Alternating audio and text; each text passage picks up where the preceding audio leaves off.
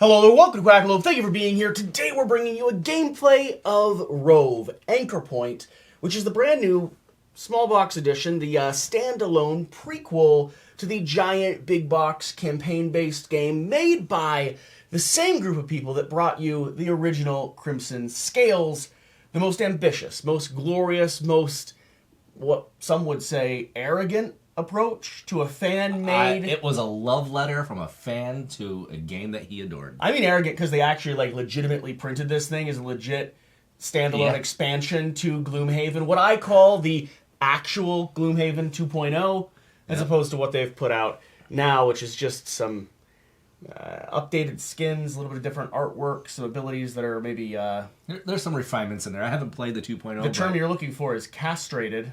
Well, I don't know. I don't know. If it's more... I don't actually know either. I don't have 2.0, but I know Gloomhaven 2.0 apparently made it easier to table. You want to become a Gloomhaven 2.0 channel, or you want to become a Rove channel? Get your head in this, Dennis. We're just into board games in general. That's true. We don't pick one over the other, although today we're picking Rove. Yeah, I mean, well, and we do actually, that's like part of the nature of a board game review channel is to actually pick one over another. And you have to actually play the games? Yeah, we do actually, it's definitely an opinion-based service that we provide, so for sure. Your statement is... My statements are fact, yours are opinion. Everything's falling apart is what I've thought. Thank you for being here. Thank you for watching. In case you haven't already told by our demeanor and the whiskey I'm currently holding in my hand, which, by the way, this is a Russell Select? Russell, yeah, it looked like a Russell... I don't know who Russell is. This is not a sponsored video. None of the stuff we're doing for Rove or for Addicts Games are sponsored videos. But we will have a link in the top of the video description in case you think this is as sexy and succulent as we do. I'm not talking about the fireman I'm sitting next to. I'm talking about the board game. You know the lore. I don't know the lore, surprisingly enough. And in case you want to sit through 18 minutes of straight lore reading, I have spared you by making him read it out loud, off camera. Wait a second. Isn't this channel where you don't pass up flavor text? We don't. But that doesn't mean we put it all on camera. You've been shouting into the sky. It snowed outside. You've been shouting into the sky, reading flavor text to the world at 1 a.m. Now, can you summarize what it is you've been through so we can start playing this Yeah, game? so rogues in this universe are special people, creatures, with very different races and clans that are out there with different abilities. I love that you're like, rovers in this universe are special people. Yeah. It's like you're just like, so have you ever seen the comedy show Kill Tony? Yes. And the actors that he collects along the way. We've got people with various different eclectic disabilities. Yeah, that's basically what you just opened up with. I like rocks. Yeah, it's basically... So you're saying you're playing the classic Cam Patterson. It's special in the way that there are people who join, the Green Berets, the Navy SEALs. Those are special individuals. Those are people with extraordinary talent, extraordinary bravery, extraordinary capability. Listen, people who like rocks are also people of extraordinary talent and ability. And He's on SNL now. No one disagrees. Kill Tony's taking over everything. That's not the point of this video, but I'm excited about it. Well, let's just turn this into a Kill Tony Rovers channel. venture out into the world to help establish culture and civilization. They protect the boundaries, the borders between what is maybe safe, theoretically, and what is still untamed, unsettled wilderness. Where you think of Gloomhaven as this game that is centered around classic RPG tropes. You have the village, you have very unique characters, very unique world that you're exploring, but you sort of have you have the bar, you have the inn that you go to, you have the missions that you get sent out on, you have the bands of vermling that are spreading across the cityscape or out into the forests. Here, everything is both unknown, alien, and untamed. Yeah, you have many different clans, smaller clans, that kind of band together for survival purposes, but there's not a lot of communication and cooperation between the clans. So the rovers go out there to handle the threats that clans on their own wouldn't be able to handle, where they need to have some synergies and some cooperation that they don't currently have. Us rovers are that force that goes out and handles the things that an individual clan would not be able to do on their own. I've been debating while you've been talking, throwing this at the camera. I'm not going to do that yet. Yeah. But people were wondering what the last 30 seconds of my brain was doing was going, no, do it, throw it at the camera. They'll love that. That's good for the video. Chaos. We've already played 2 scenarios with the characters that we have. Now, this game has a unique level up system. It kind of has like both small progression level up and then evolution. So instead of switching characters when someone retires, here you actually become another stage or another version of the skill or the select character that you're playing. I have the Ashroot that I'm going to be running the game with.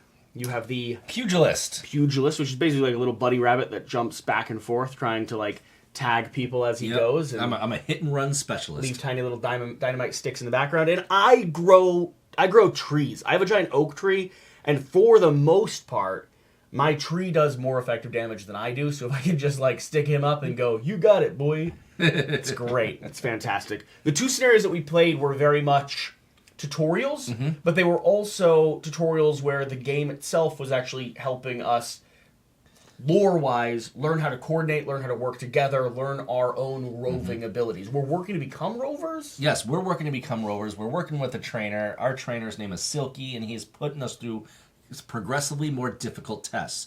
We're at the point where we've now passed the minimum requirement to become official rovers, but he's now testing us to see how much better are we actually. And he's asked 2 freshman students over here, these queerists, We're going to slaughter them. to step in and join his training dummy, so to speak.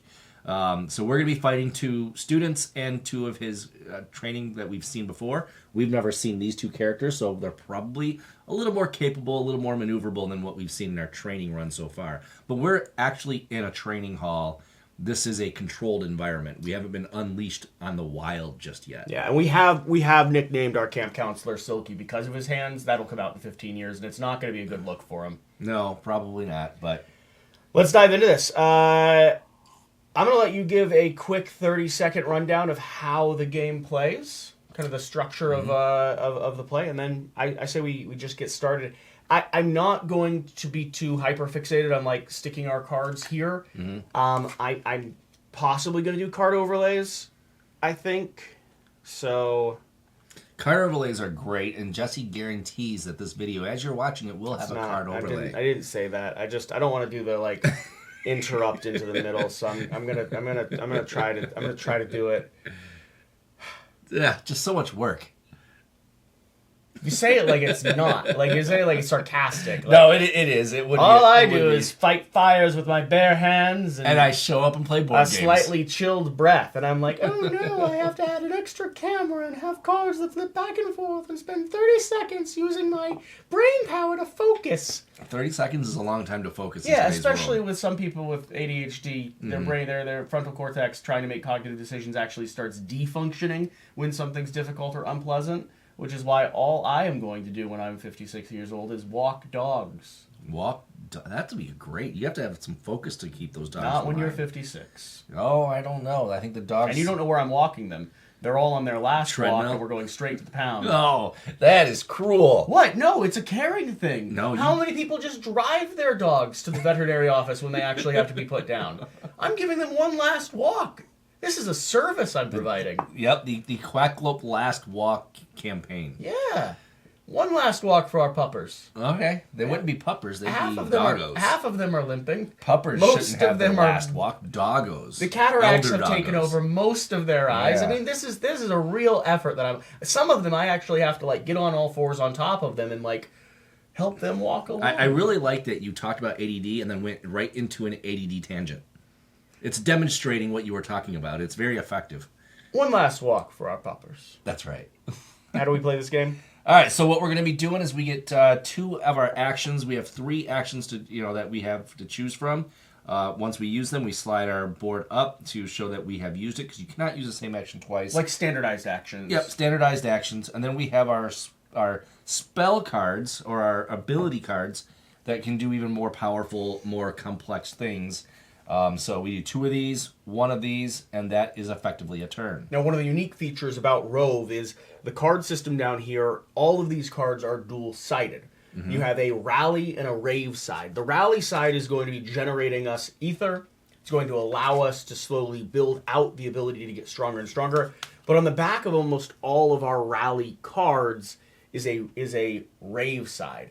I think those are the right terms. The Rave side of the card is the thing that's going to be big damage, big hits, but it requires you to have to position not only your tableau correctly, but the resources that you need correctly so that you can have those larger moments later in the game. It becomes a lot of like tactical flipping back and forth, a lot of careful positioning, and you got to think a couple turns in advance to really make sure that you've maximized and not either ran out of time or been annihilated. We almost lost scenario 2. We got down to the very last and we action. cheated in scenario 1 by using more abilities than we technically had. Yeah, we didn't know that the game was handcuffing us or putting guardrails on us. So there's a chance we're about to just be... What you're saying is we're just not very good at this game yet. I'm going to go ahead and... You can choose what side of cards you're on. I'm going to go ahead and choose mine while you talk a little bit about the next stage of the game, how the enemy system works, and if you want your character and your unique abilities specifically. Yep. So in this game, we have obviously 2 sides of the battle. We have our enemies. We have our companions. I think we can end up with some actual companions along the way. You certainly can, yeah. But simple little card that basically goes next to one person's tableau Yep. that allows them to activate one of 2 options. Yep. So If I put this here, we can get an overhead of this, right? you have ruined the shot. Yep, you can. All right. So here's our monster book. I'm not sure about adversary book. And it's kind of cool because you have these 4 different actions that each of these adversaries can take.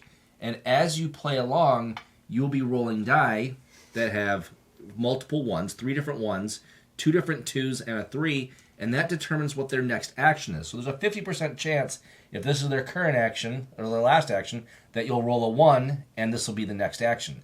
So you kind of plan for this. But they could also roll a 2, and you advance 2 spots, and that's their next action.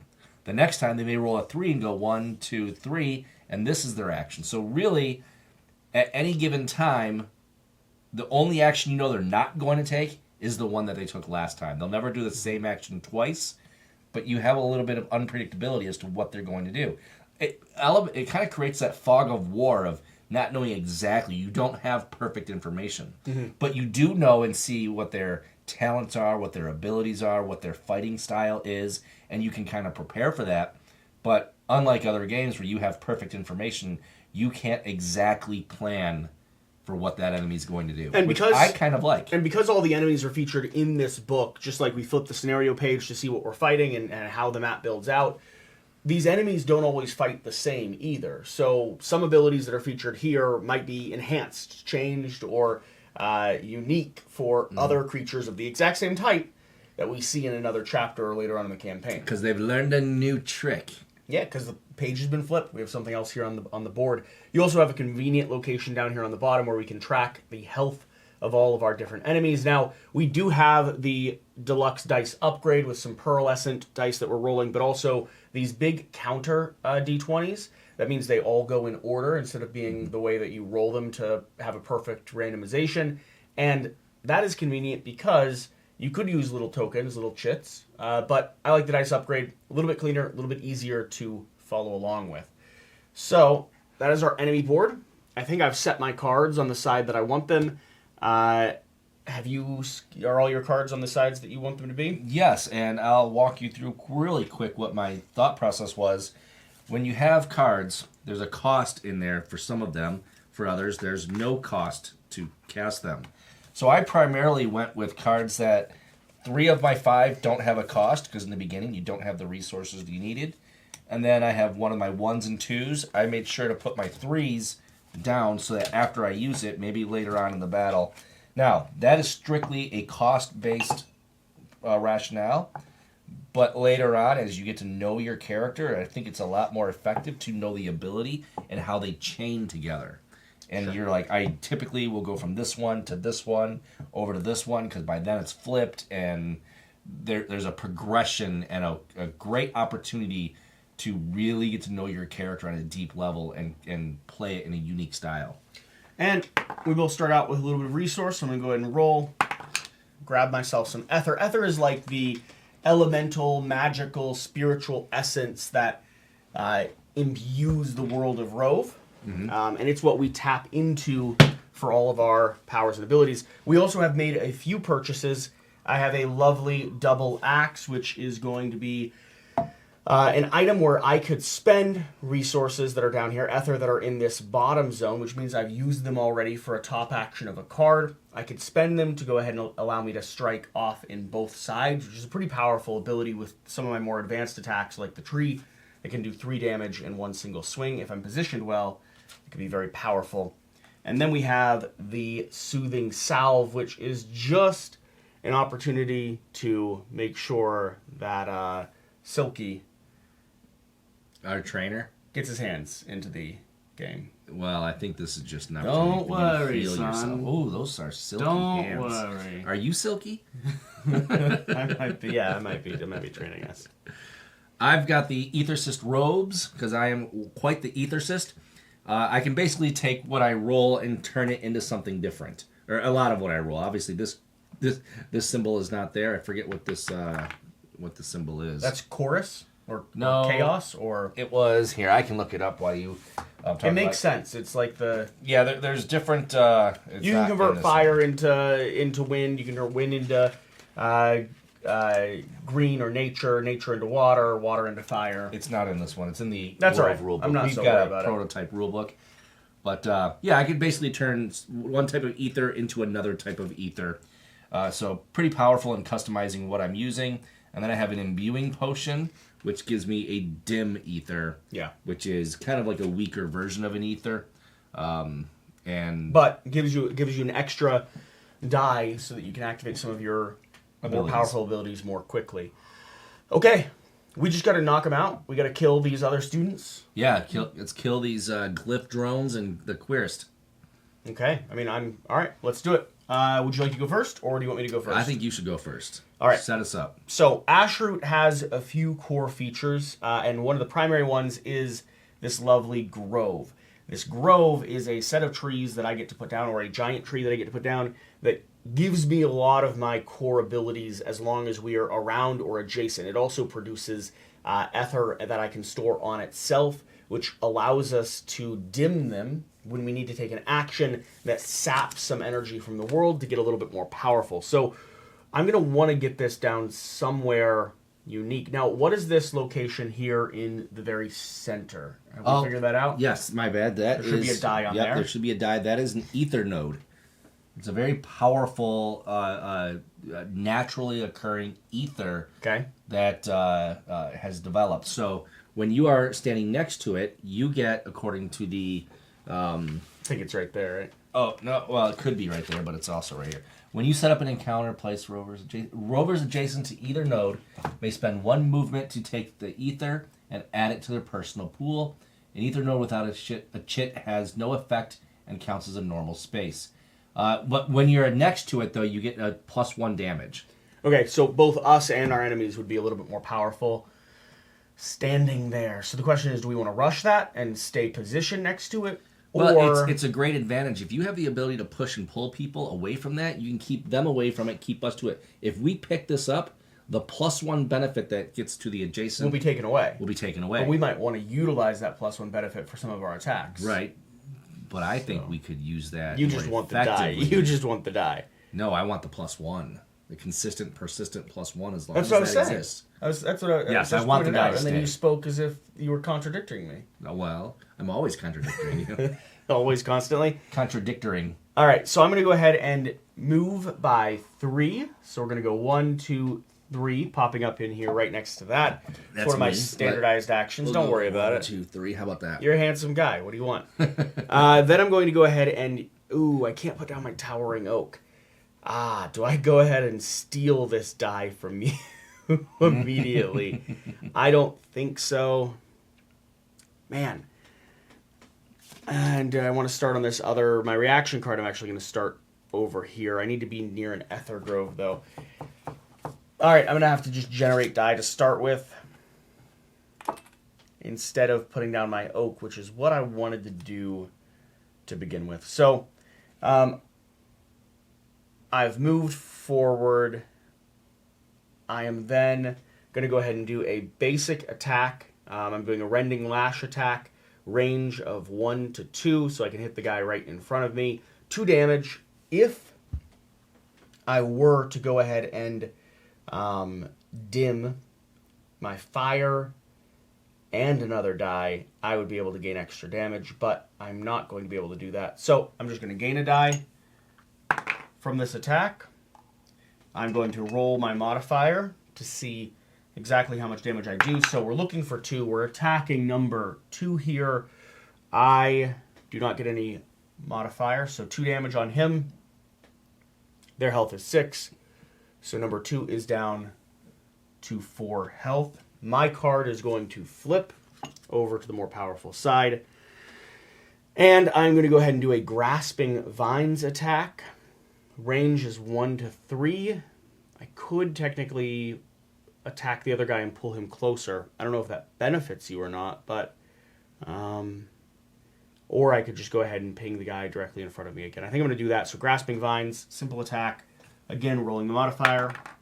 That is going to be the Chorus. That is +0. So 1 more damage on him, dropping him down to 3 health. All right. And that is my turn. Oh, if I'd gotten right behind them, I could have done an attack utilizing... Oh, well, I need to have my fire down here. So maybe next turn I'm able to get into a position like that. There you go. All right. There's some pre-planning in your attacks is what you're saying. All right. I am going to come in. First thing I'm going to do is I'm going to utilize my Restorative Mists. Now, I don't need any restoration, but I do like the movement that it provides. So I'm going to jump 2. 1, 2, right in over here. And I get to heal, but I don't need it, so we're going to skip that part. And then I get a die. Oh, here it is. So I will roll to get some more ether, doubling up on the ether that I can't remember the name of. And then we're going to flip That's going to bug you, isn't it? It is. You want to hand me the rule book and I'll figure this out? It's the Rove, the main Rove rulebook. It's not in the prototype anchor point. I will figure this out for you because it is. You're not going to let this go. Right. It's my brain works that way. You got to just call it something confidently. Right. I have to. Purple ether. Then I'm going to activate my Acrobatics, which is another jump 4. Now, my character's unique ability is I target enemies. I basically get obsessive about one particular enemy. Maybe later on I can get obsessive about 2 enemies and 3. But for now, I have 1 targeting token that I have to, when I enter or go through the space of an adversary or ally, it's a morph. Morph will shape. Our bodies are the mercy of its compulsive forces. And instead of chorus, it's crux energy. Yep. I know you hadn't been satisfied with my with what I've been calling the gray one. Crux and morph. Yep.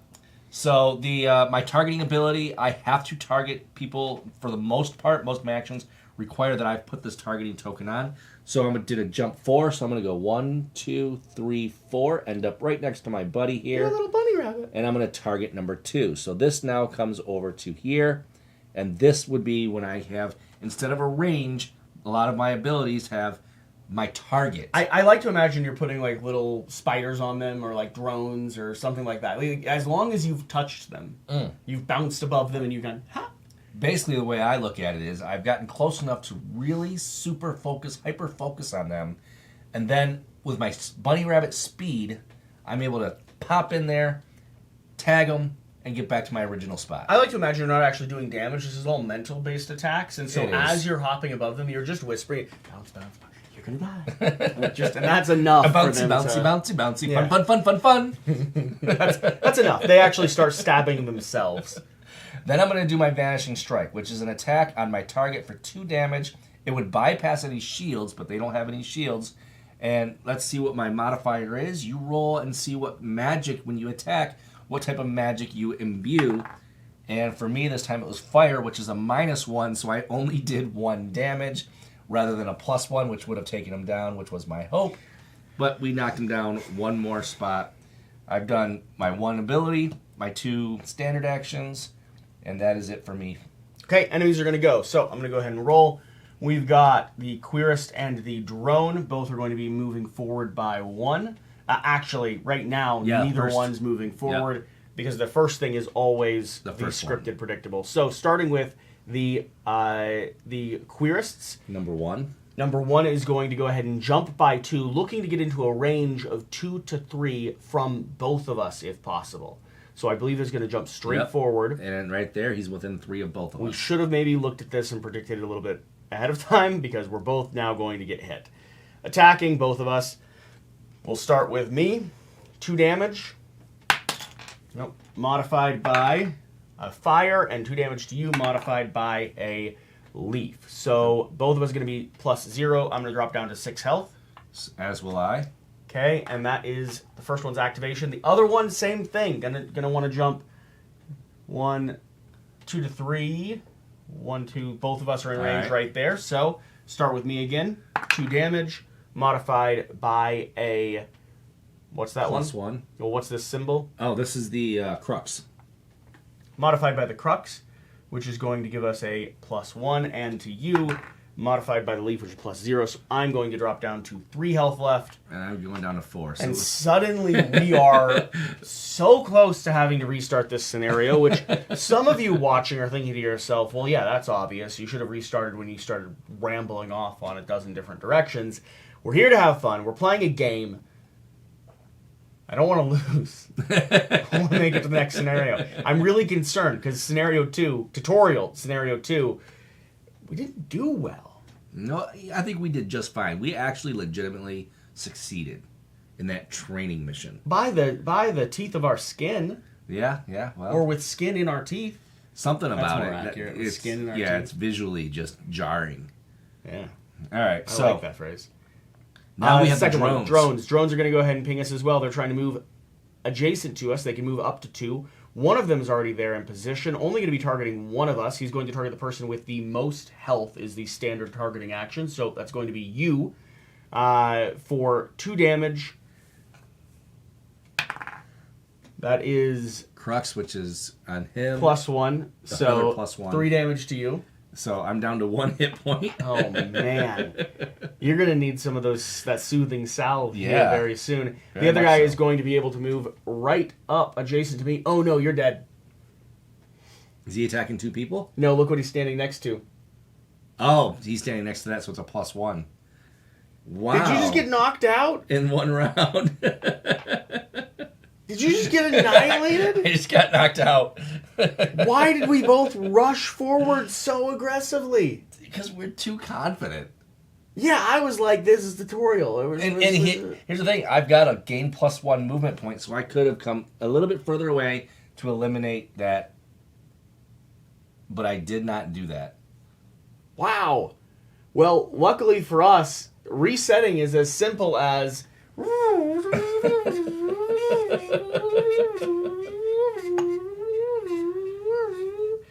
Hey guys, thanks for being here. Thanks for watching. We're gonna just keep going with this because we just lost. We just lost scenario 1. Let's go ahead. We'll reset all of our actions, reset our dice. They're back to full health. It's as if nothing has happened. Listen, Silky paid them extra to be really mean right from the get-go. Anything you want to think through? I'm not going. Maybe I shouldn't start with my towering oak. If you look, this was the test of wits, and we just went in with no intellect of any kind. Okay, no, I'm gonna be a little bit more I was going into this thinking this is just gonna be a fun little intro video, get a gameplay video, show the people how it's done type of thing.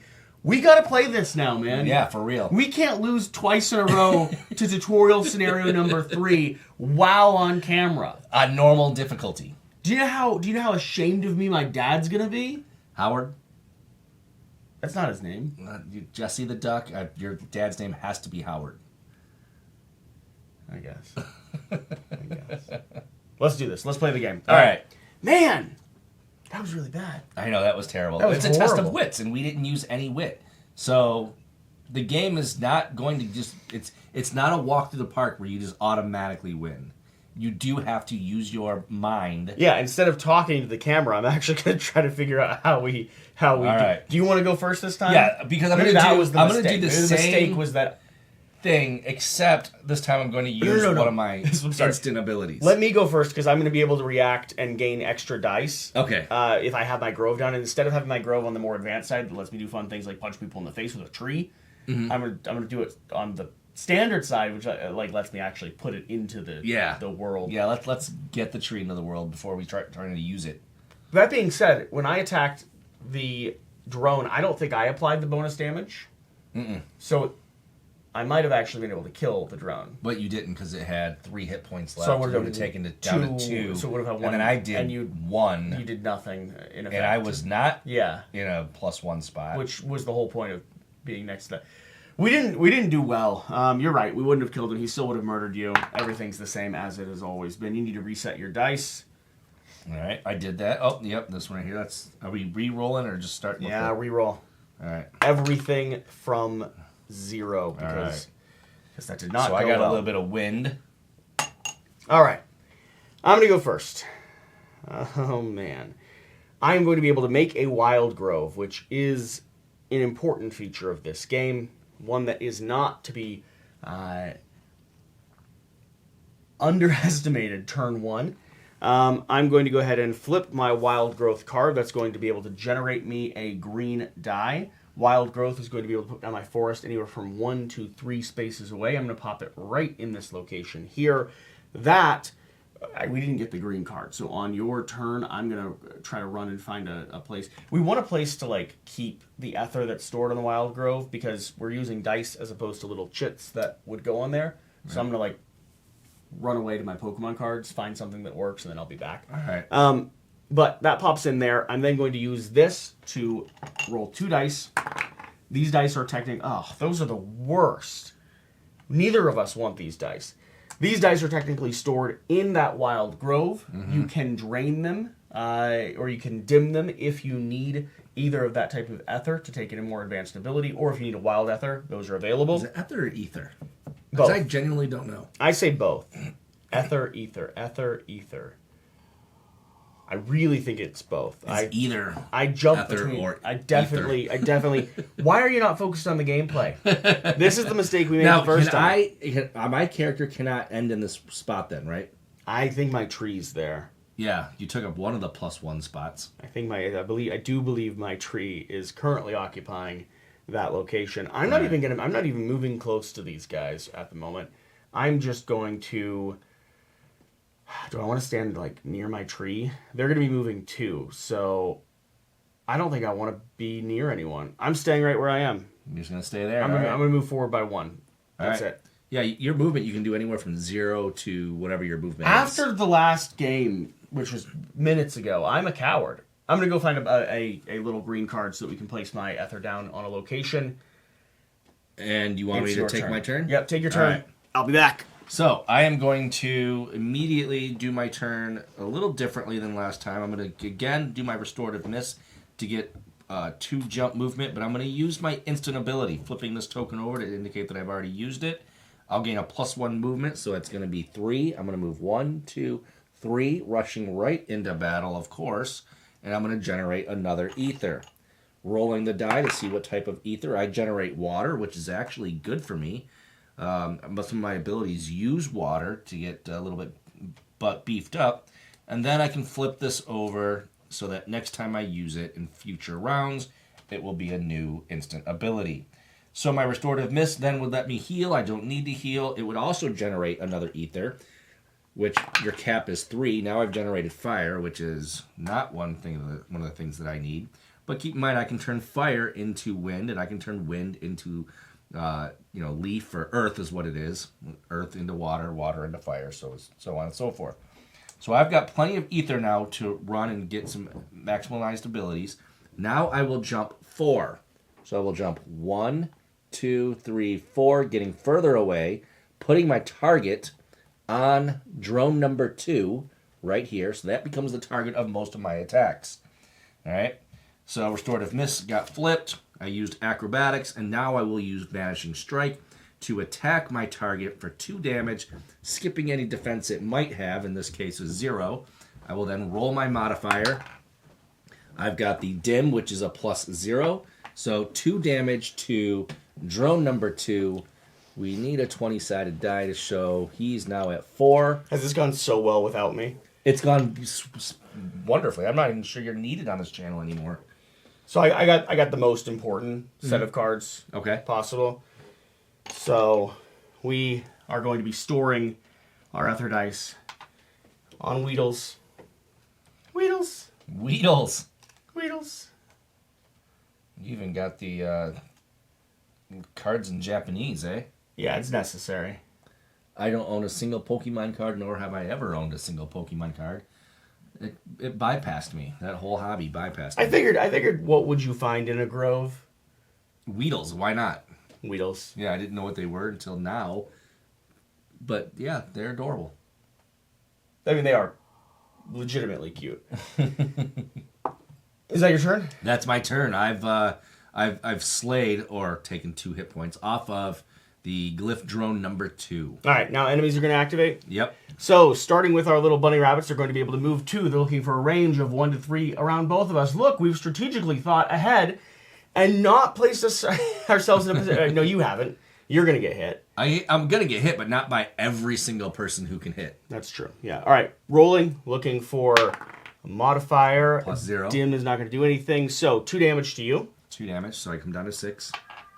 Oh, that's a baby that I hear starting to make some noise. I'm going to grab my monitor. You grab that monitor. You take care of that adorable young man that you've got there. Yeah, I'm just gonna keep an eye on him to see if he needs a rescue or It is like 1:30 in the morning right now, so he might have heard that we got Weedles out, and that was it. That's all it took. he loves a Weedle. He loves a Weedle.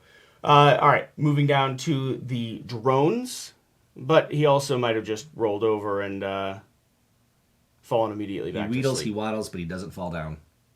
Don't wake up, boy. Don't wake up. If so, he just needs a bottle, and he'll theoretically pass right out. I would. Drones. Drones are going to go ahead and try to move 2. They're looking for a directly adjacent position. So this guy is going to go a flutter, flutter. That guy is going to go a flutter, flutter. This one is going to be able to hit you. It seems like, in terms of positioning, We did better. you're still getting hit by everything. I'm still hit and run. I get in there and I do my thing. If I don't put a target on somebody, I'm going to be doing nothing. That is true. 2 damage to you. All right. So I took a little bit of damage, but I do have some healing abilities, so I'm not too worried about it. Oh, you have a lot of dice, too. Yeah, I got 3. I maximized and produced some ether, so I'm ready. I'm set up. Okay, back on our turns. Do you want to go, or... did you do any actions? Did you move within one? Did you move within one of my grove? I jumped right over your grove. Yeah, at one point I was right next to your grove. Yeah. And then I, jumped around and got away from it. So I would have generated a die both for myself and for my grove. All right. So myself, the grove. I didn't see in the rules if there's a maximum to how much my grove can store. So I'm just going to keep piling it on. I mean, that sounds awesome. If we can use it. Right now we're rolling a lot of stuff that we literally don't need. Yeah. And of course, the typical disclaimer I've seen in all these videos of prototypes is this is a prototype This is copy. the final version of the game. Any things that you see here are official. Guaranteed. If we've actually made mistakes, they're going to actually rewrite the rulebook to match exactly how Quackalope has played the game.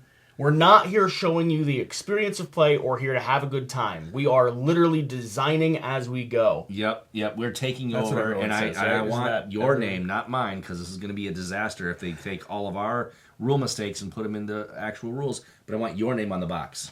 Yeah. Rules by, and It's a then your name. reasonable. It's a reasonable plan. It's a reasonable plan. Okay. Once again, do you want to go ahead and go? All right, yeah, let's get this done. So I'm going to reset my actions, reset my instant action here. All right, now we're going to get in there and kind of do some magic here. I am going to first do the watery grasp, which is, well, no, I have to move first. So I'm going to jump 4 again, and I'm going to jump 1, 2, 3, 4, right back to where I started from. I've got my watery grasp. Wait, hold on. I'm going to jump to here. Yep, so I'm still within the range. My range is 2 to 3. I'm going to do a damage on my target. So, my target, wait. Yep, okay, so I'm going to do a damage. That is a Crux, which to me is a +0. No, +1, so Crux is one of my... So I did 2 damage to him. Dropping down to 2 health. Yep, 2 health. And I generate a water, which I'm going to end up losing, right? Yeah, because you only have 4. Or you Okay. can only have 3. So I will get rid of the fire and turn it into water. That way I have some updated abilities. That flips, and I did that so I can next time have the ability to use all 3 on a big, powerful attack. I've used my acrobatics, and now I'm going to do Vanishing Strike on my target for another 2, skipping defense, and doing 2 damage. So, drone number 2 is dead. Okay.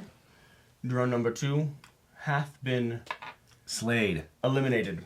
He's unalived. All right, on to my turn. Your turn. I'm going to go ahead and utilize my bludgeoning branch. It's going to cost me 2. Is there anything that I want to do to go ahead and dim one of my dice beforehand, though? Because I actually get this is interesting. I get a benefit if I've used a dimmed dice, as opposed to a lot of these, which require you to use like a specialized or a specific ether type to use them. So I am actually going to go ahead and use Trailblaze. I'll dim my fire down into this, which will allow me to move up to 5. And so I'm just going to go like 1, 2, 3, 4, 5. Do I want to be over here? I mean, these guys are going to be able to move aggressively no matter what. Unless they roll all the way over here. Then they're a range of 1 to 3. So like just to keep myself safe, I'll stop here actually. Because that other one won't be able to reach me if he does roll 3 and shifts the whole way down. But now I'm going to go ahead and activate my bludgeoning branch. I'm going to drop 2 of these down to the bottom. Because I've utilized a dim dice, I will go ahead and gain an extra attack strength. So doing 5 damage, range of 1 to 2 from my Ether Grove.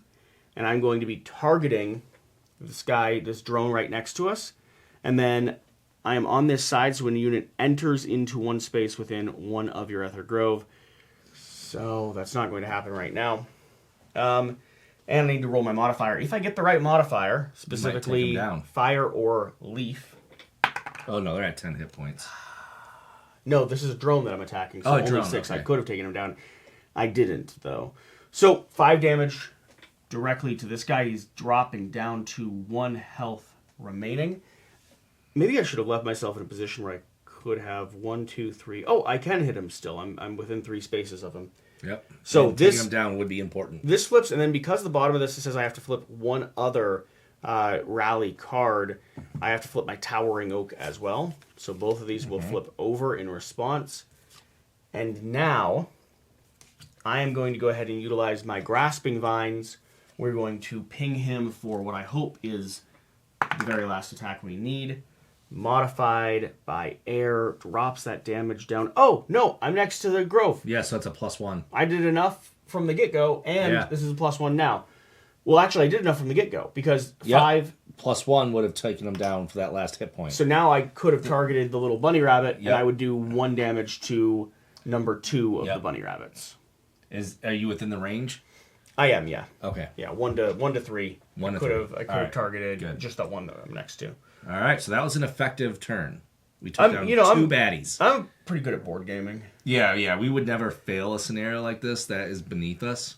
I love how you've also, you've turned it from I took down 2 baddies to a weave. I took 1 down, you took the other down. Only in theory. That's we. Only in theory. We. I did most of the damage. To both of them. Pish posh. Your turn. All right. Isn't the bad guys going to go now? Or are we just going to skip them? We're going to skip them. I mean, there's nobody advocating for them, so we could just skip them. Only take our turns, and then they'd have to write it in the rule book that the enemies never get a turn. Yeah, let's go ahead and go with the enemies.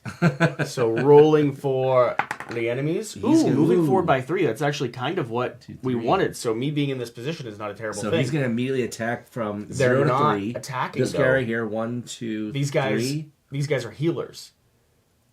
Oh, yeah, they're healing. Yeah, so this is where we want to be. So he can heal himself. He can heal himself for 1. That's it. So they heal himself for 1. That's it. They're standing there. They're healing. If the drones had been alive, they might have been able to lay down some healing on them as well. Yeah. Because it's a pretty powerful heal. Because it can affect up to 3 people. Up to 3, yeah. But we're in a good spot. There we go. This worked out beautifully. We are so good at this game. We really are. Scary. We really are. They should make it more challenging. All right, so I'm going to reset my abilities here. All right, first thing I'm going to do is, I'm going to do that at the end, but I'm going to use my focused blow here. Okay. First, I have to get into position. I'm going to put my phone back on the charger and make it so that we can hear the baby if he squeaks again. I'm going to have to... Actually, I'm not going to be able to do that. I'm going to spend a die. I'm going to spend this this right here. Come down here. Isn't that wind? 2. Yep. One, spend some wind. Just pay for this guide and protect. All right? And then I heal the target, which I don't have a target right now. This guy's gone. And I can't just target myself, right? Nope. Okay, so that I didn't end up doing anything with that. That was just done for movement. I have to flip over another card, and I will flip over... You have to specifically flip over a... yes, a Rave card, right? Whatever the symbol up here in the top corner. I think that's Rave. I think that's Rally, and that's Rave, I Okay. think. I could be wrong. All right, so we're going to flip that over. This also gets flipped over because that's the one I used. And then I will go acrobatics for another 4 movement. 1, 2, 3, 4. Getting over here in the corner. Now I can do my... I'll do the hit and run. Spending these 2 dice. Nope. I'm going to do this sudden strike. Sudden strike, which is attack my target for 2 damage. You already used a card. Oh, yeah, I already used a card. This vanishing strike. So 2 damage, bypassing any... Boom. And we're going to... So 2 damage on number 2. Dropping down to 8. 8. And that is my turn. Okay. Moving on over to our enemies. Did I... Oh, wait, I didn't generate... Hold on, I didn't generate my ether. Is that the one you used? Yeah, this is the... Oh, no, it's not the... I used this one. Yep, nope, okay, I didn't. All right, I'm good. All right. Enemies moving forward by 1 ping. So they can move up to 2, range 2 to 3, targeting up to 2. So the guy that's right there actually wants to back up from me, and now he can get both of us. The other one would like to move forward towards you if he can. I think he can jump over this, though. Yep. Yeah, he can't reach you quite, but they're both going to be able to target me, which is great. So I'll do both targets on me. 2 damage apiece. First modifier is a water. Second modifier is a fire. Neither of those add, so I drop down to 4 health. 1 is going to be able to target you. Modifier is a Crux, which is going to be +1 damage, so 3 damage to you. Ouch. He did a pretty good hit there. You need some health. I know. I forgot. I meant to heal myself in that last turn, and then I was going to do it at the beginning, and I thought, well, let me wait and see what happens, and then I forgot to do it. Okay. All right. Back up to the top of the round. Back right. onto us. You want to take a double turn here? I'm trying to see if... What do you mean a double turn? Well, you just went, and now they went, and now you could go again. Yeah, I'm trying to determine, though, if I Player want order is determined by the players each round. to use my soothing salve to heal you, Or if I think it's really a waste of like valuable resources. Because I'm going to clearly just get demolished anyways. If you could go next to a space where my grove is, I could heal you. Okay, I'll do that then. I could also, I could move my grove, theoretically, but I think I want to get some attacks down on the table. Sort of my current thought process. So I am going to go ahead and do a rending. Oh, I don't want the back of this card, though. That's too big. What about a withering presence? Do I want the back here? Ooh, there's a big health buff on the back of that. And I'm not going to have the die I need either way. Okay, I'm going to go and do a withering presence. I am going to be attacking range 1 to 2. Going to be putting down a debuff zone. I could do it on both of them if I have a green and a wild that I could dim. So I'm going to start by doing a cultivate, which is going to go ahead and put out 2 onto here. So dim and wild, I will be able to use both of these. They're going to technically go into dim dice, but because they're on my grove, they just go back into the resource pool. One thing we're forgetting to do is we're now on our 3rd round. We forgot to track the rounds, so we're going to add that in. We're on our 3rd round. We have to finish the scenario within 6 rounds. So there's a debuff zone underneath them, so if they stay where they are, they're going to have -1 to their attack. They're also going to add dice to my pool. I generate a die for myself. Okay, this card here. Oh, I generate a fire for myself, not a random die. This card here flips over into a pretty valuable Life from Loam card, which I need another card flip to utilize, but it can deal up to 3 health and 3 damage when played, which is wonderful. Now I have one more action. I could either move to kind of skirt out of the way here. I could do a simple attack and pull someone towards me, which means that they would be in a less than advantageous position for attacking us in the future. They've got some strong healing. Every other action up here is healing. Is a powerful healing. Yeah. Yeah. So we're gonna have to knock one out. So I don't think doing damage right now actually. And he's a 50% chance that he's going to heal for 2 on this next. Yeah, so I don't think doing damage right now makes sense because it's just going to end up wasting the resource we have. So I'm actually going to go ahead and move. I'm going to hop over here.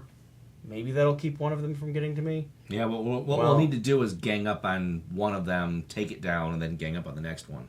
That's our test of wits strategically. I would say this is the one that we would be going after, because that's the one I'm going to be having targeted here soon. I think we're going to die if I don't do this, to be honest. So I'm actually just going to move up here. Okay. And I'm going to go ahead and use I'm spending 5 coins on you. Okay. So we have to rebuy this. Okay. So this is going to go ahead and heal you. For 3? By 3. So it gets me up to 4? Yeah. All right. All right. Now, if you do go near my grove, I can still go ahead and toss you some extra health as well. Yep. So my turn? Not the worst for you to do that. Yeah, it is your turn. Right, first thing I'm going to do is my acrobatics, jumping 4. 1, 2, 3, 4.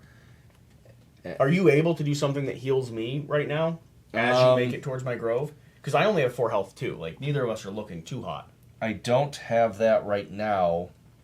No, all right. I'll do everything for you. I could heal you for 1. Leave me to the wolves. Yeah, I could heal you for 1. So I started here, so I go 1, 2, 3, 4. Then I put the target on you. We don't want to attack them right now anyway, because next round we'll do a big attack on one of them to knock them out. Okay. Because right now there's a 50% chance they're gonna heal. That's what I'll do is I'll heal you for 1. Flip that over. Then what I'm gonna do is my second wind on myself, healing me for 2 more, so that gets me up to 6, which is 75% health, and I get to generate a crux. Flip that over, and now I could heal myself for 1 more. I put my target on this guy right here. Where'd my target symbol go? Here it is. Well, no, you had to put your target on me. Oh yeah, that's right. It's on you. So right now it's on you, and I guess that means that I'm going to heal myself for 1. So that's 1 more 7. So I'm now at 7 out of 8 health. So you didn't move near my tree? No, I did not move near. Why don't you end near my tree instead of... Because then both of these guys, which actually they're both going to attack. Anyways. Yeah, but I could give you a health and it would flip my card, which would be a benefit. Okay, since they're both going to be able to attack me anyway, 1, 2, yeah. I'll go 1, 2, 3, 4, end up near your tree. Okay, so I flip this card, go ahead and take another health. All right, another health. I don't get to put down a patch of grass, but now when we do an attack, I'll be able to either break shields and generate a die, or generate a die for both the tree and myself. So, good spot to be. Okay, on to them. Let's go ahead and roll. They're moving forward by 1, so they are actually going to be healing.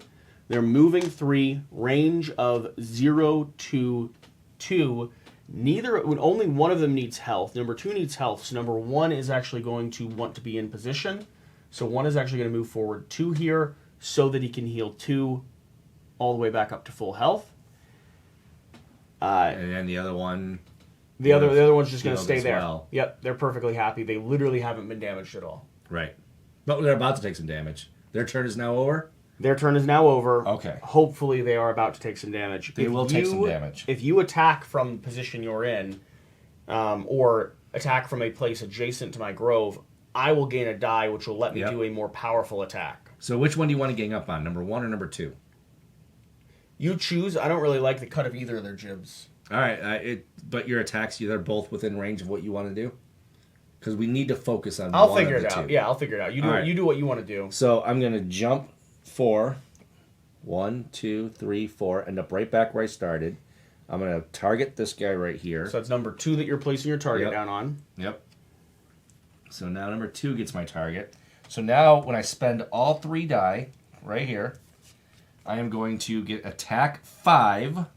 Whoa. Yep. Roll. And I got I forget the name of that one again. Why do I forget the name of that little squirrely thing? But anyways, that's a +0. So that's 5 damage to this guy right here. We'll knock him down from 10 all the way down to 5. So 50% of his health is gone. Say the first thing that pops into your mind. Miasmo. But it's Close. It's Starts with an M. it meant Reshaping things. Yeah, it's meld or No, close. you have to Like, give it some- imagine Play-Doh being squished and squeezed. What's happening to that Play-Doh? It's being played with. Morphed. Morphed. That's it. Morph. Okay, so I gotta remember that. For some reason, that just doesn't stick in my brain. Because I spent a water, I can now create. This is our first opportunity to create a condition. A little frost zone. A frost zone. So his movement now becomes. Does replace my It does token replace there, your though. token. So he now will take a -2 on his movement. So he's kind of now anchored there for the time being. Once it's used, it goes away. But I've now anchored him to that spot. Yeah, we're going to kill him there. He's going to be like one of those bodies just floating on the side of Everest. So that now flips. I'm limited to 3 here, so I'll put 1 back. There'll be some guys that journey up later just to like tip him over the side. Yeah. I will then do a Vanishing Strike, doing him for 2 more damage. And let's see what we modify that by. Nothing, so 2 more damage. So that gets him from 10 all the way down to 3. Where's our 3 at? Right there. Okay, no, you're fine. Just handle him on your own. So Don't worry about 7 it. damage. And you just got to do the last 3, and then he's no longer a threat. And their healing is cut in half. That was a good turn. It was a very good. That's what I've been building up towards. It just took me a minute to kind of figure out, get my bearings. That was a lot of death you placed down on that board. Now, I do go ahead and use my reaction because you did activate an attack next to my Grove. I will flip this. This will generate a die both from myself and the Grove. Bop, bop, bop, bop. For me, for my lovely little Weedles. Okay. I just need to be able to punch him for the additional 3, which I can do very easily. Do you need any health at all? I do not. I'm at full health. Man, I wish you'd taken some damage. I don't do that. Because when I activate this card, I can heal for up to 3 as well. So maybe I should heal our enemies. Yeah, that's probably a good idea. He is Heal him just up. one of the other students. He looks you know? like he's struggling, so might he's as just well. he's just one of the other guys. I feel like I should help him out. Nope, they're here to train us. We have to show that we're worthy to go out into the world wait a and minute. defend the lands. Wait a minute, I think they're in a great position. So if I can get into the correct spot, I can hit them both for a solid attack. It wouldn't matter if you were in that spot. So where's the position I need? I need right next to me. Yeah, you'd have to pull this guy forward and be in this spot. Oh, I think I could just stand. Oh, no, you're right. Yeah. So you'd have to pull him. Do you have something that can pull? I do. Okay, let's do it. All right. So, Grasping Vines, I'm going to go ahead and attack the guy right in front of me. It gives me a pool of this guy 1. or that guy?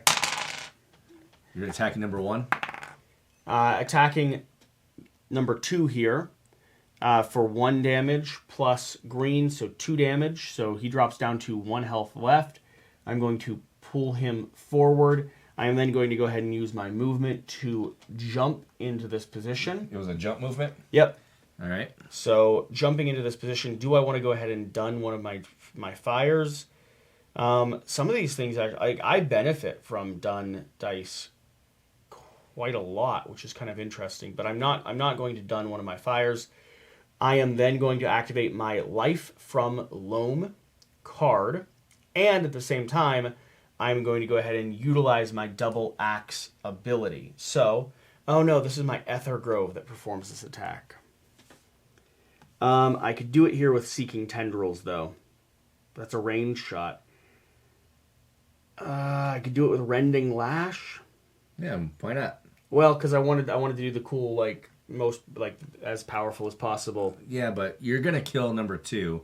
You do some damage on number 1, then you save a more powerful attack to finish I him know. off. I'm just thinking the double axe might not be the best weapon for me. Yeah. Oh, we're in round 4 now. I just want to be. I'm a tree, but I just want to be an axe guy. I want to take what they've used to cut down my forests and use it against. We might even be on round 5. People who harvest. Are we on round 5? I don't know. We'll murder them next round, is what we're saying, unless we don't, and then we'll say we were definitely not on round 5, and we had an extra round beyond that. No, I'm pretty sure we're on round 5, and then you're not going to pass. They're not going to last another round and a half. Take them down. Oh, but to use my... Okay, all right. So, I'm going to be doing a Rending Lash. Not exactly the turn I had imagined, but that's okay.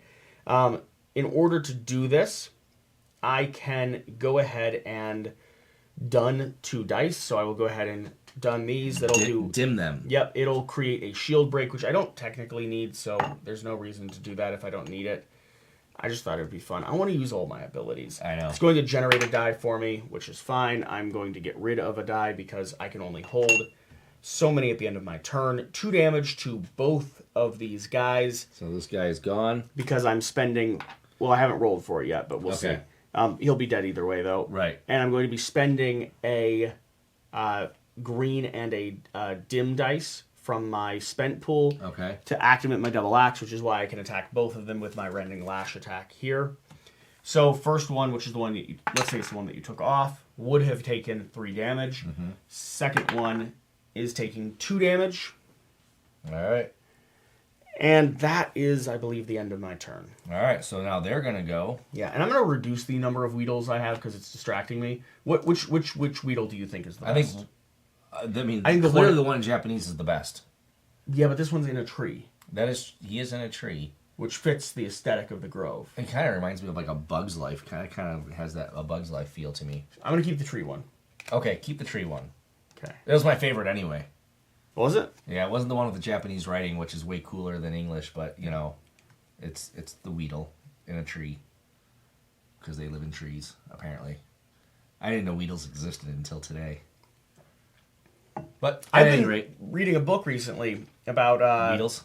1938 and Japan. Yeah? If you have a guess as to which book I've been reading that's given some very dramatic insights into history, leave a comment down below and let me know which book. 1938, very, very unique year in the history of Japan. So put the book title in the comment. If they get it right, what do they win? I think YouTube will actually flag the book title. Oh, really? So you're going to have to be creative with the way that you list it. 1938, very special year for yeah, world history.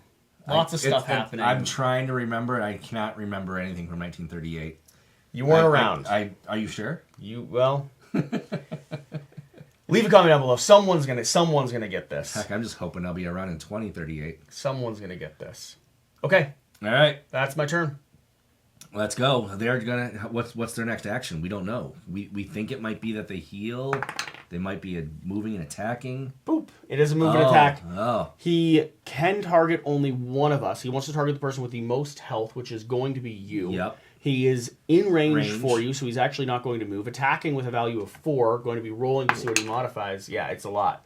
4 damage coming to you. And I took all of it because it's no big deal. Okay.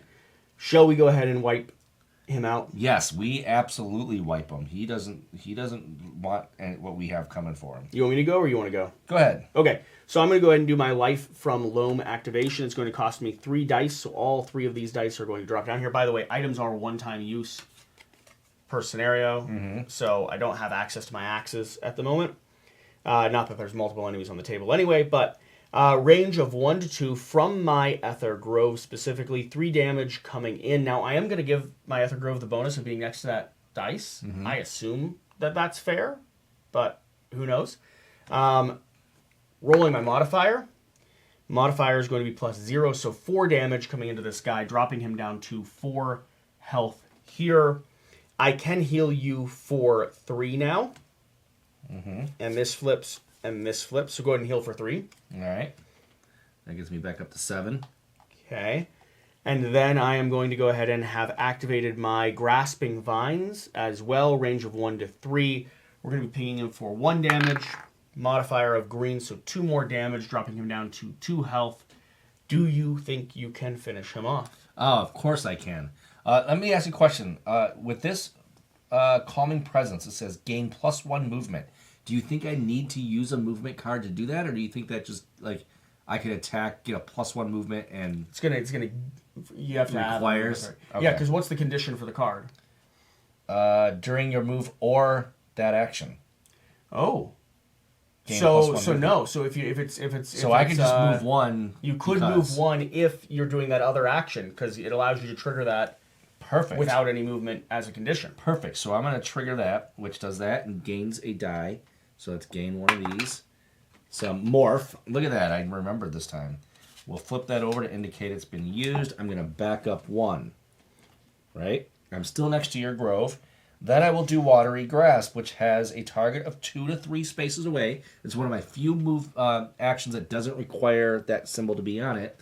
So I will attack him for 1. Go ahead and take a health. Go ahead and take a health. So that gets me to full health. And I'm going to go ahead and do this. I'm going to plant some flowers underneath your butt. So take another health. And I can't. Well, that's the temporary hit points. Do you get temporary hit points in addition to your max? No, but put some flowers under your butt before you finish the scenario. All right. I just like some daisies pop go. up. No, I actually I put flowers on the board. Where are the flowers on the board? It's not going to matter, but it's one these of those things. little green tokens. Okay. Yeah, it's like I get to bloom flowers around my tree. It's and beautiful. what's that do for me? It gives me +1 health every round? If you started your turn on it, Yeah. which you're not going to have to do. So the morph is a +0, so what was that? 1 damage to him right here. So There's he's one down health to left. 1 health And left. you've been next to the... He now becomes my target, so this actually applies my target. So now he becomes the target. I get a +1 water. So that comes here. We flip that over. I did this. Now we do, I didn't reset this, so now we do the Vanishing Strike, which is to attack my target for 2.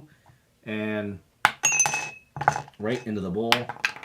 That's a +2, so he is now dead. Read the conclusion. All right. What's the punishment for killing other students? Well, I assume the instructor, we didn't kill them, we just knocked them out. Do you want me to read the flavor text? Yeah, absolutely. You are very good at flavor text. I assume we have slaughtered them. Victory rovers gain 10 coin or 10 resource per rover. So Okay. we've already spent all of ours, but now we have 10 more. We're going to get another 20 Yeah. because it's per. Now, I'm probably going to end up rebuying this, so it would drop us immediately down to 15, but we'll I didn't determine even that. use either of my items. Yeah. You got to try that. You got to do that more. That's probably why we lost, actually, the first time we tried. No, I didn't need to. I rolled so good that I didn't need to use it. So where is the conclusion? A collection of definitions for the word rover from across Lalos. Okay, you got to do different. Lalos. There you go. So you're going to be the first definition. First definition. Someone who has forsaken the clan in favor of the kin. An Ursine Tifer clan unknown. That's just a quote. Anyone who looks to solve problems beyond the village is a rover to me. A young human from Carmazon Reach. They say You're all the these same. That's the fancy- same voice. You just use that voice. They say all these fancy things, but I say they're mercenaries, nothing more. A disgruntled human from a village in the Tahark. I don't think he changed his voice at all. Hi. Cameline and ginseng, those who look beyond the shore. Beeswax, to bring cedar to ether itself.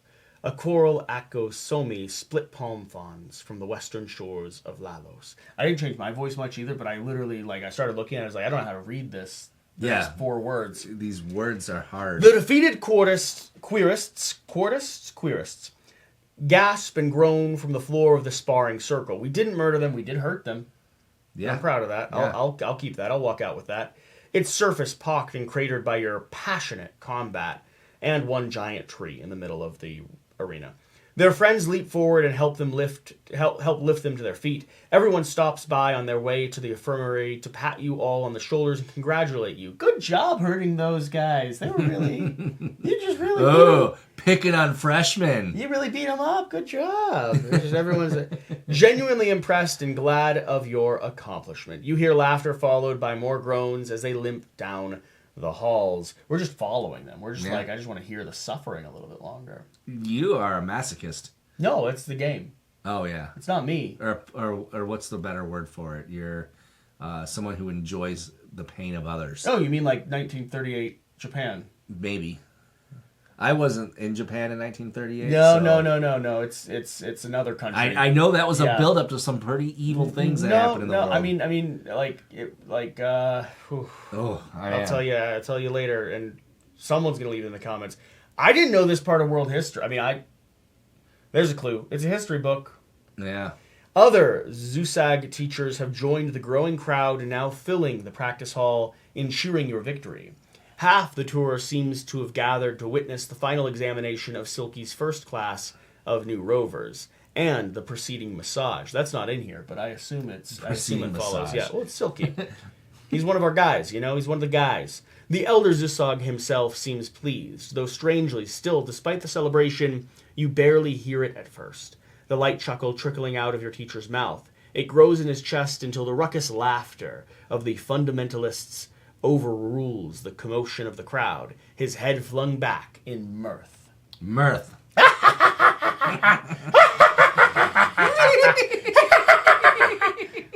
I'm actually starting to worry about my jokes around Silky. He might be a bad guy. Yeah, Silky. Aspirants! Truly, I was worried I would not see this day. Come, I wish to see you shoulder the weight of the title, Rovers.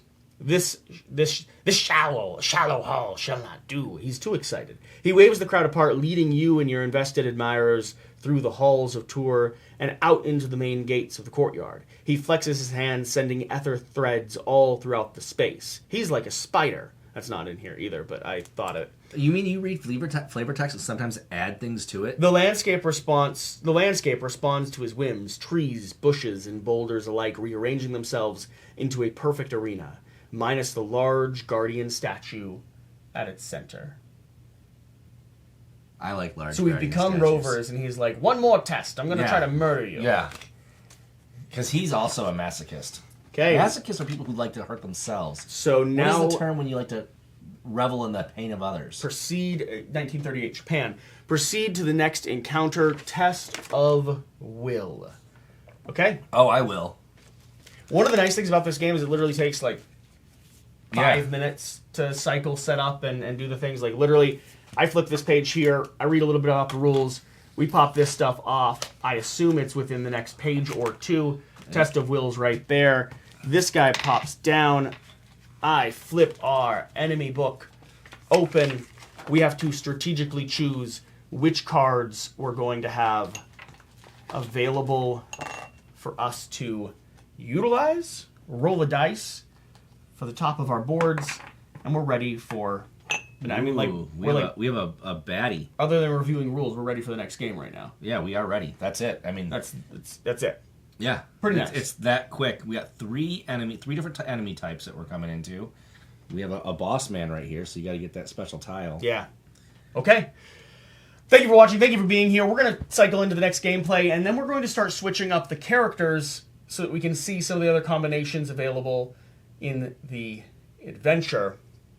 Whatever the case, whatever you do, though, remember to do the important thing. Learn about the history of Japan. So, like, there's been a lot of things that I've been, like, learning and researching. Like, some things around parenting, some things around neurology, psychology. Like, you know, we had some pretty major discoveries in the late 90s. The last lobotomy we did was in the 70s, and that was only because it was the president's sister that had a terrible catastrophe with her lobotomy. We would have kept probably doing them up until today if we hadn't figured that out. We didn't figure out neuroplasticity until like the mid-90s, and by that point, scientific community roundly rejected it when it was seemed to be evidential, and it wasn't until like early 2000s that neuroplasticity, like the ability for people over young age to be able to like continue shaping and reframing how their brains work and who they are. That's only in the last like 20 years that we believe that was even possible. 1938 Japan was a very interesting time in history. It's something I'd never learned about because for the most part I just learned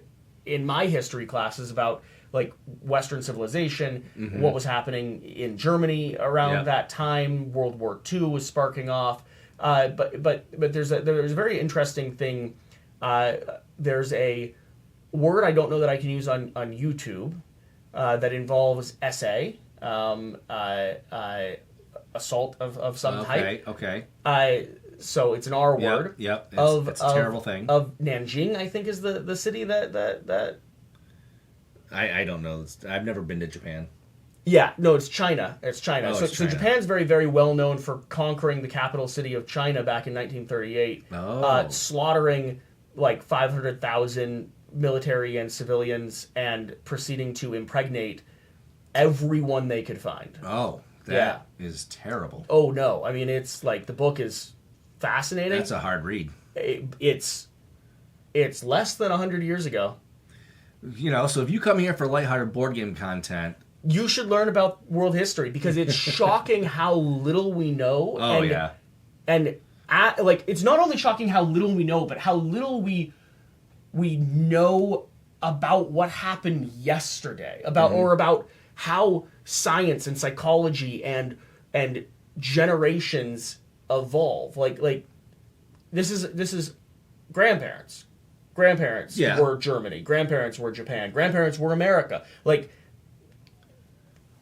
yeah. it's like a generation ago. I've read a lot of nonfiction based on the American Revolution and that era of early U.S. history, and there's a lot of stuff even then that I was completely unaware of as to what was happening in the world. You know, the efforts to end slavery before the Constitution was even written was still strong, just not as strong as the wealthy South who had all the money and Sure, and it wasn't until the power at economy that time. started shifting that we started to see the liberation movement be able to take hold, Right. because the economic power, which is much to do with what's happening in the world today. I mean, follow the money is kind of Follow always the the money. rule, but it's amazing the degree to which we're willing to compromise and sacrifice both values and life in general for the sake of that money. That dollar, that all-powerful dinero.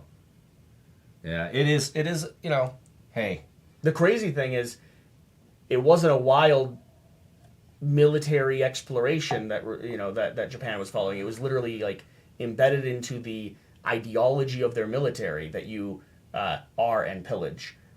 Where you show I mean up. that's an old school. Look at the Mongols in you know. Yeah, but the Attila Mongols Hun are so and- far away. This is grandparents. Yeah. Like my great grandmother was lived to 102 and years what old. was can always potentially be again. Like tomorrow. And for us to feel like we are beyond those things, like we've evolved, is the thing that precedes chaos reigning. maybe. Like, no, I mean, like, standing in a position where you think this could never become what, like, our world. Like, looking at the Roman Empire and being like, you know, yeah, barbarians tore them down at the seams and they fell because of their own, like, grandiose desires for power and authority. It's like, it could never happen to America. It's like, that's exactly No. what they thought moments before it happened to them. Yeah, Like, that's I think what we are very precedes much like chaos. the Roman Empire. We are just doing it a lot quicker. Roman Empire lasted centuries. Yeah, we're a couple And we hundred may- years in. Yeah, we may tear ourselves Yeah, down in the yeah. next couple of years. I mean, the internet's provided a lot. Provided a lot. Thank you for being here. Thank you for watching. Whatever the case, whatever you do, remember to do the important thing. Learn about history. Play a few board games. Take care of the people that are around you. And extend that network slowly and confidently so you've got more people in your bubble, both taking care of you and taking care of each other. Yep, absolutely. The only thing that lasts when the world falls apart is the community that you've built. And the community isn't the digital one. It's the people that you're sitting around the table at, the people that you celebrate your faith tradition with, and your dog. You should buy a dog. Do you need a hug? No, the book's just is fascinating. And also, like, yesterday. We'll see you later. Bye.